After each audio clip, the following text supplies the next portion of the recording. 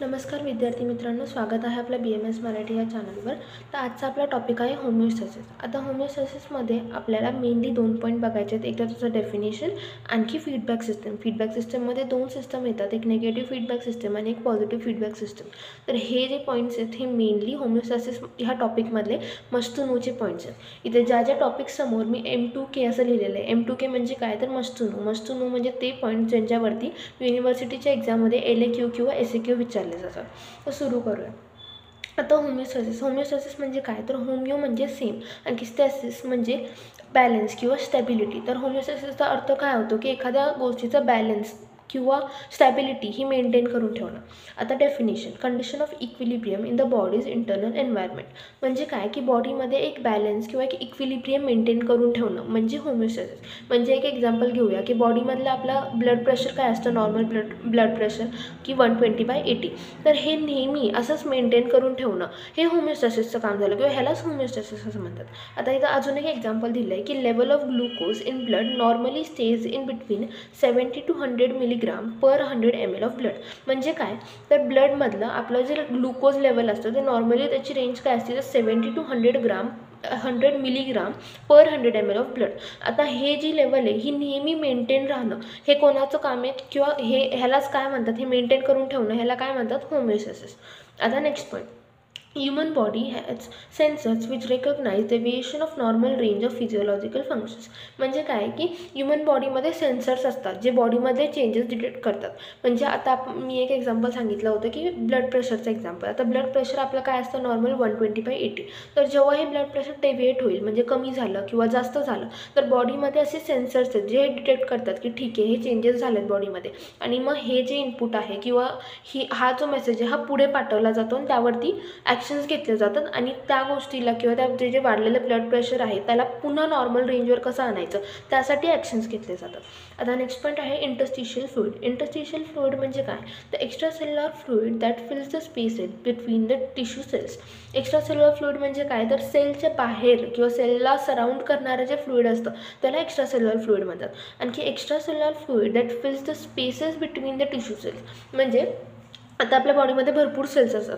आता त्या सेल्स प्रत्येक 2 सेल्सच्या मध्ये 3 सेल्सच्या मध्ये ह्याच्यामध्ये स्पेसेस असतात आणि त्या स्पेसमध्ये जो एक्स्ट्रा सेल्युलर फ्लुइड असतो त्या फ्लुइडला काय म्हणतात, इंटरस्टिशियल फ्लुइड. आता नेक्स्ट पॉईंट आहे, proper functioning of body cells depends on the precise regulation of composition of interstitial fluid surrounding them. म्हणजे काय की आपल्या बॉडीमधले जे सेल्स असतात ह्यांचं प्रॉपर फंक्शनिंग कशावर डिपेंड करतं, तर regulation of composition of interstitial fluid. आपण आत्ताच काय बघितलं, इंटरस्टिशियल फ्लुइडची डेफिनेशन बघितली. तर हे जे इंटरस्टिशियल फ्लुइड आहे हे नेहमी मेंटेन राहिलं पाहिजे किंवा हे नेहमी रेग्युलेटेड राहिलं पाहिजे. जर हे रेग्युलेटेड राहिलं किंवा ह्याचं रेग्युलेशन बरोबर राहिलं तरच बॉडीमधले जे सेल्स आहेत त्यांचं प्रॉपर फंक्शनिंग होतं. आता नेक्स्ट पॉईंट दिला आहे, because of this interstitial fluid is often called as bodies internal environment. म्हणजे काय, आपण होमिओस्टॅसिसची डेफिनेशन काय बघितली की बॉडीच्या इंटरनल एन्व्हायरमेंटला मेंटेन करून ठेवणं. आता बॉडीचं इंटरनल एन्व्हायरमेंट म्हणजेच थोडक्यात इंटरस्टिशियल फ्लुइड. म्हणजे इंटरनल एन्व्हायरमेंट मेंटेन राहिलं किंवा इंटरस्टिशियल फ्लुइड मेंटेन राहिलं तर काय होणार, आपल्या बॉडीमधले जे सेल्स आहेत ते सगळे प्रॉपर फंक्शनिंग करणार आहेत आणि त्याच्यामुळे आपली बॉडी नीट फंक्शन करणार. आता नेक्स्ट पॉईंट आहे कंट्रोल ऑफ होमिओस्टॅसिस. आता जे कंट्रोल ऑफ होमिओस्टॅसिस हे बॉडीमधल्या भरपूर सिस्टम कॅरी आउट करतात, पण मेनली 2 सिस्टम आहेत ज्या मेनली रिस्पॉन्सिबल असतात होमिओस्टॅसिस कंट्रोल करायला. ती आहे नर्वस सिस्टम आणखी एंडोक्राईन सिस्टम. आता नर्वस सिस्टम हे रेग्युलेशन होमिओस्टॅसिसचं कसं करतं, तर बाय सेंडिंग नर्व इम्पल्सेस. आणखी नेक्स्ट पॉईंट काय दिला ह्याचा की कॉज रॅपिड चेंजेस. आता एंडोक्राईन सिस्टम कसं रेग्युलेट करतं, तर बाय सिक्रिशन ऑफ हार्मोन्स आणि इट वर्क स्लोली. म्हणजे नर्वस सिस्टम कसं रेग्युलेशन करणार आहे होमिओस्टॅसिसचं, तर नर्व इम्पल्स सेंड करून, आणि तेच एंडोक्राईन सिस्टम कसं करणार आहे, तर हार्मोन सिक्रेट करून करणार आहे. आणखी नर्वस सिस्टम कसे रॅपिड चेंजेस कॉज करतं, म्हणजे काय क्विकली होतात ह्यातल्या चेंजेस. आणखी एंडोक्राईन सिस्टमचे चेंजेस कसे होतात, हळूहळू होतात म्हणजे वर्क स्लोली. आता नेक्स्ट पॉईंट आहे फीडबॅक सिस्टम. आता फीडबॅक सिस्टम म्हणजे काय, तर cycle of events in which status of body condition is maintained, evaluated, change, remonitored and reevaluated. म्हणजे काय, तर बॉडीमधले असे इव्हेंट्स जे बॉडीमधले असे इव्हेंट्स ज्याच्यामध्ये जर बॉडीमध्ये काही चेंजेस झाले तर हे यामध्ये ऑब्झर्व केलं जातं. म्हणजे काय होतं की आपल्या जसं मी ब्लड प्रेशरचं एक्झाम्पल सांगते, तर मग आता ब्लड प्रेशर कमी जास्त झालं तर काय होणार आहे की हे चेंज बॉडीमध्ये ऑब्झर्व करणं, त्याच्यानंतर त्याच्यानंतर ते इनपुट पुढं पाठवणं कंट्रोल सेंटरकडे म्हणजे आपल्या ब्रेनकडं, आणखी मग बॉडी त्याच्यावरती ॲक्शन घेणं. ह्या पूर्ण सिस्टमला काय म्हणतात तर फीडबॅक सिस्टम. आता फीडबॅक सिस्टमचे 3 बेसिक कंपोनंट सांगितलेले आहेत. पहिला आहे रिसेप्टर, दुसरा आहे कंट्रोल सेंटर, आणखी तिसरा आहे इफेक्टर. आता हे एक एक करून बघूया डिटेलमध्ये. आता पहिलं सांगितलं आहे त्यांनी रिसेप्टर. तर रिसेप्टर म्हणजे काय तर body structure that monitors changes in controlled condition and sends input to the control centre. आता रिसेप्टर म्हणजे काय, ते बॉडी स्ट्रक्चर जे चेंजेस झालेले जे असतात बॉडीमध्ये त्यांना डिटेक्ट करतं. म्हणजे बॉडीमध्ये जर ब्लड प्रेशर कमी झालं, ब्लड प्रेशर जास्त झालं किंवा हार्टबीट्स वाढल्या कमी झाल्या, तर हा जो चेंज आहे हा ऑब्झर्व करणं हे कोणाचं काम आहे तर रिसेप्टरचं काम आहे. आता रिसेप्टर नेक्स्ट पॉईंट काय सांगितलं, sends input to the control centre. म्हणजे रिसेप्टर काय करणार आहे, हा चेंज ऑब्झर्व करणार की ठीक आहे आपल्या बॉडीमध्ये हार्टबीट वाढलेत किंवा ब्लड प्रेशर वाढलं आहे, तर आता हा जो इनपुट आहे हा कंट्रोल सेंटरकडे पुढे पाठवणं. कंट्रोल सेंटर म्हणजे काय हे आपण पुढे बघूया. आता इनपुट पाठवतं हे कंट्रोल सेंटरमध्ये. तर इनपुट कोणत्या फॉर्ममध्ये असतं तर नर्व इम्पल्सेस किंवा केमिकल सिग्नल्सच्या फॉर्ममध्ये हा इनपुट कंट्रोल सेंटरकडे पाठवला जातो. आता नेक्स्ट पॉईंट आहे कंट्रोल सेंटर. कंट्रोल सेंटर म्हणजेच काय आपलं ब्रेन. तर आता ब्रेन काय करतं की ब्रेनचं काम आहे sets range of values within which control condition should be maintain. म्हणजे ह्याचा अर्थ काय या वाक्याचा, तर इथं कंट्रोल कंडिशन असा एक वर्ड आलेला आहे. तर कंट्रोल कंडिशन म्हणजे काय की आपल्याला जी कंडिशन कंट्रोल करायचे. म्हणजे मी जसं ब्लड प्रेशरचं एक्झाम्पल सांगते, तर आपलं ब्लड प्रेशर वाढलेलं आहे, तर मग आपल्याला ब्लड प्रेशर नॉर्मल रेंजवर आणायचं आहे. म्हणजे इथं कंडिशन आपल्याला कोणती कंडिशन कंट्रोल करायची आहे, ब्लड प्रेशरची. आपलं जे ब्लड प्रेशर वाढलं आहे ते नॉर्मल रेंजवर आणायचं आहे. मग म्हणजे ही झाली आपली कंट्रोल कंडिशन. आता ब्रेनचं काम काय आहे तर sets range of values within control condition should be maintain. म्हणजे काय करणं की आता समजा आपला ब्लड प्रेशर वाढला आहे आणि तो 140/100 असा झालेला आहे. आता हे आपल्याला कमी करायचं आहे म्हणजे नॉर्मल रेंज आणायचं आहे. तर काय नॉर्मल रेंजवरती आणायचं आहे हे ठरवणं कोणाचं काम आहे तर ब्रेनचं. म्हणजे 140/100 जर आपला ब्लड प्रेशर झाला आहे तर हा 120/80 ही आपली नॉर्मल रेंज आहे. तर ही रेंज ठरवणं हे कोणाचं काम आहे, हे ब्रेनचं काम आहे. आता नेक्स्ट पॉईंट आहे इव्हॅल्युएट्स inputs evaluate input receives from the receptors and generate output commands in form of nerve impulses and hormones.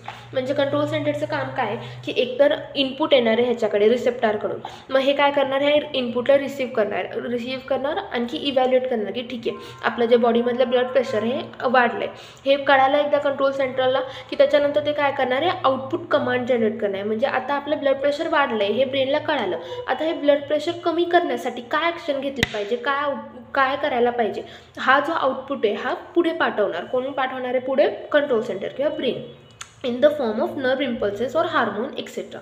आता नेक्स्ट पॉईंट आहे इफेक्टर म्हणजे काय body structure that receive output from the control centre. म्हणजे काय की आता आपला आउटपुट तर पाठवलं आपल्या ब्रेननी, तर हा कुठं जाणार आहे इफेक्टरकडे. इफेक्टर म्हणजे तो बॉडी स्ट्रक्चर ज्याच्याकडे आउटपुट पाठवतो ब्रेन. त्याच्यानंतर नेक्स्ट पॉईंट सांगितलं आहे प्रोड्यूस रिस्पॉन्स और effect that changes the control condition. आता इफेक्टरकडे आउटपुट आलं, मग इफेक्टर काय करणार आहे बॉडीमध्ये असे चेंजेस करणार आहे की ज्याच्यामुळे आपला जो ब्लड प्रेशर वाढला आहे तो पुन्हा नॉर्मल रेंजवर आला पाहिजे.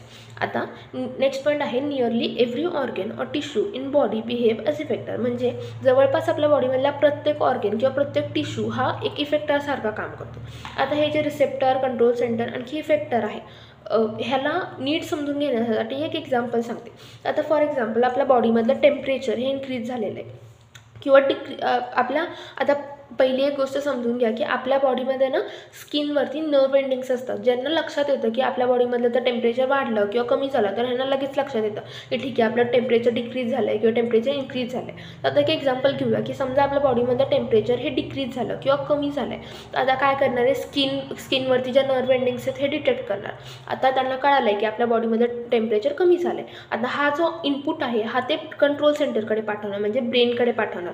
मग ब्रेन इव्हॅल्युएट करणार की ठीक आहे आपल्या बॉडीमधला टेम्परेचर कमी झाला आहे. मग हा काय करणार की हा जो आउटपुट आहे की ठीक आहे आता आपलं टेम्परेचर कमी झालं आहे आणि त्याला आपल्याला नॉर्मल टेम्परेचर किंवा नॉर्मल रेंजवरती आणायचं आहे, हा जो आउटपुट आहे हा इफेक्टरकडे पाठवणार.